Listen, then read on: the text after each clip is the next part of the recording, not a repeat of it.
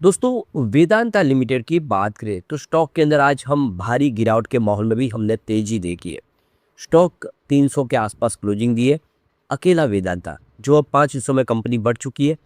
एक अकेली company Vedanta limited जिसमें सबसे बड़ा रोल हिंदुस्तान जिंक का है, वो भी बेहतर कर रहा है गिरते बाजार में। तो इसके पीछे वजह है कि लोगों का क्रेज खत्म नहीं हुआ है। डीमर्जर के बाद भी वेदांता के अंदर खर्च जबरदस्त खरीदारी चल रही है और इसी वजह से तूफानी गिरावट बाजार में हुई है। उसके बाद भी स्टॉक ने अच्छा गया। तो अब स्टॉक आगे की क्या रणनीति बन रही है, क्योंकि शेयर जो है अलग अलग 4 कंपनियों के मिलने शुरू हो चुके हैं निवेशकों को।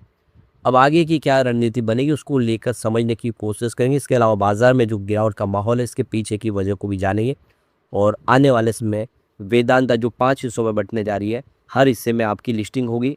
तो क्या है रणनीति, कौन सा स्टॉक आगे बेहतर करेगा, इन सारी बातों को जानेंगे वीडियो के माध्यम से। लेकिन फ्रेंड्स, उससे पहले अगर आप पहली बार हमारे चैनल पे आए तो चैनल को सब्सक्राइब कर दीजिए, एक बेल आइकॉन दबा दीजिए ताकि जब भी नया वीडियो बने पहला नोटिफिकेशन आपको मिले। वीडियो पसंद आए तो लाइक से जरूर कीजिए। चलो फ्रेंड्स, वीडियो स्टार्ट करते हैं। मैं हूँ आपका दोस्त एसबी दवे और हमारे अपने चैनल ऑनलाइन कमाई में आपका बहुत बहुत स्वागत है। सबसे पहले वेदांता लिमिटेड के कारोबार की बात करें तो 299 पर आप देखें क्लोजिंग थी, जहां पे 0.86% की हमें तेजी देखने को मिली, यानी 1% के आसपास की तेजी बताई स्टॉक।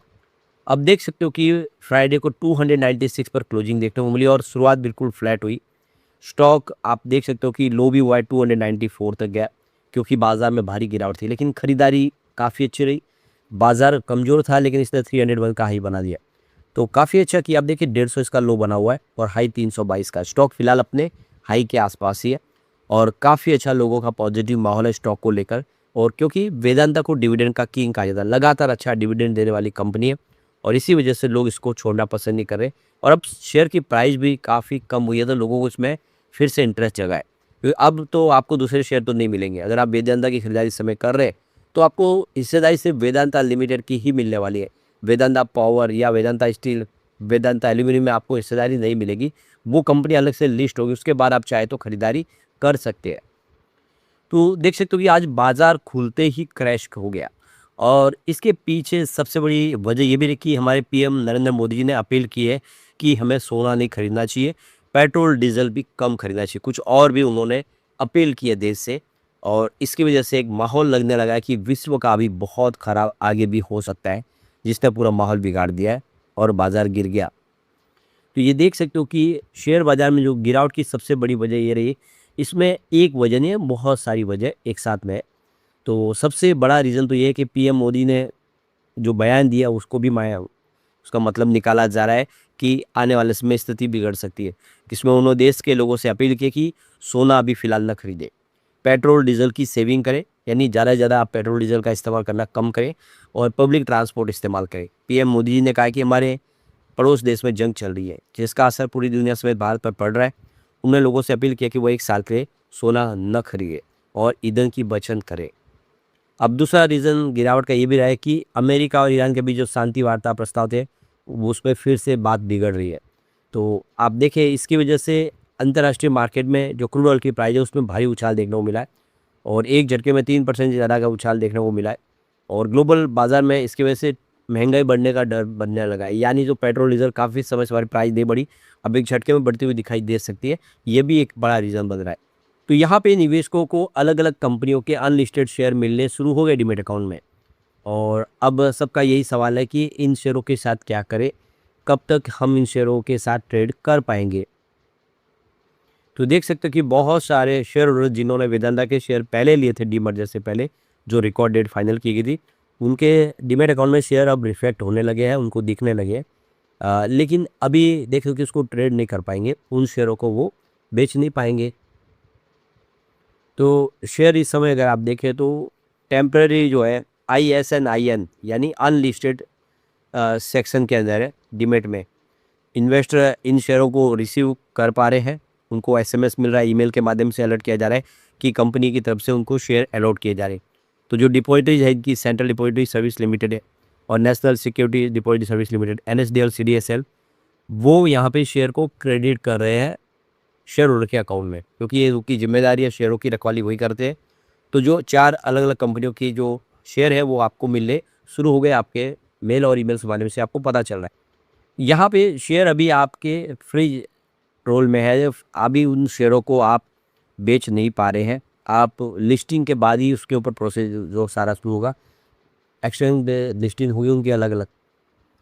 तो शेयर आपके डीमैट अकाउंट में ट्रांसफ़र तो किए जा रहे हैं, लेकिन अभी वो टेम्परेरी देखें तो ISIN के तहत यानी मार्केट के लिए अभी वो अवेलेबल नहीं है। जहाँ पे आप मार्केट प्राइस में उनको बेच पा रहे, खरीद पा रहे, उसकी प्राइस देख पा रहे, वहाँ पे आपको ये शो नहीं होने वाले। इन शेयरों को आप वहाँ पे नहीं देख पाओगे। तो फिलहाल इन कंपनियों को, जो नई कंपनियां बनी है, इनको कुछ रेगुलेटरीज के पास से अप्रूवल लेने होंगे, जैसे कि securities and exchange board of India यानी सेबी की रेगुलेटरी अप्रूवल लेनी होगी। क्लियरेंस उनसे लेना होगा। स्टॉक एक्सचेंज दोनों जो है लिस्टिंग की, उनके भी पास से उन्होंने रजामंदी लेनी होगी। अप्रूवल मिलने के बाद वो शेयर लिस्ट हो पाएंगे और आप उसके बाद में जो उसकी प्राइस को देख पाएंगे और आप उस शेयरों को खरीदना या बेचना चाहे तो कर पाएंगे। अब सवाल यही निकल के आता है कि लिस्टिंग आखिर कब होगी, वो डेट तो अभी डिक्लेयर नहीं की गई है। लेकिन जो एक टिपिकली इसका जो प्रोसेस होता है वो 30 से 45 डेज़ का कंप्लीट होता है। यानी रिकॉर्ड डेट से अगर गिनेंगे तो 45 दिन तक इसका पूरा प्रोसेस कंप्लीट हो जाता है और शेयर लिस्ट हो जाते हैं।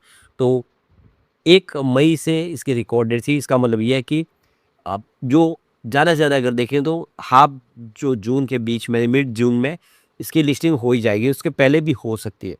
तो ये जो पुराने जितने भी डीमर्जर के केस है उसमें यही सिनेरियो निकल के आया है।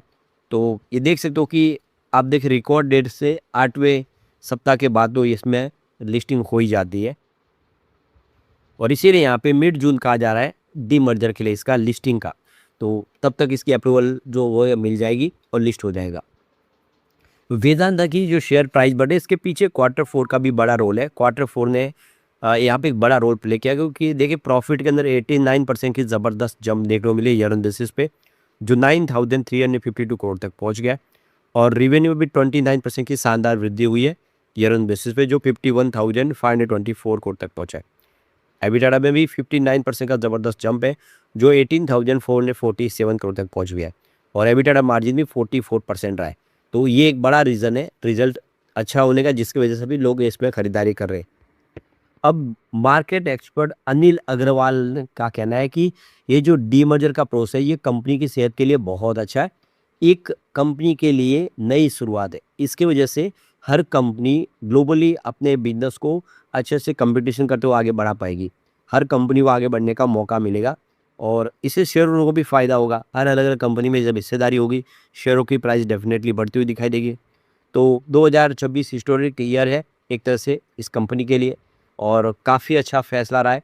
इससे पहले इन्होंने बाज़ार से पूरी तरह से डीलिस्टिंग की तैयारी की थी, लेकिन वो प्रोसेस कंप्लीट नहीं हुआ था। लेकिन डीमर्जर का प्रोसेस ज़रूर कंप्लीट हो, इससे निवेशकों को भी काफ़ी सारा फ़ायदा हुआ है और निकट भविष्य में भी फ़ायदे की उम्मीद है।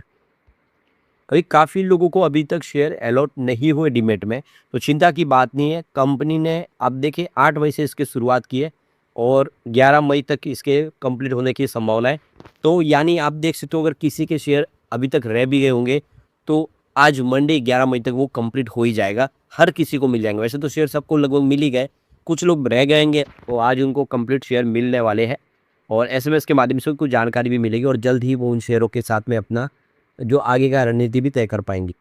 लेकिन फ्रेंड्स, कोई भी इन्वेस्टमेंट करने से पहले अपने फाइनेंशियल एडवाइजर से एडवाइस ले ले या अपना खुद का रिसर्च करें, क्योंकि मैंने वीडियो आपके एजुकेशनल पर्पज के लिए ही बनाया। वीडियो पसंद आए तो लाइक से जरूर कीजिए और चैनल को सब्सक्राइब कर दीजिए। Thank you friends.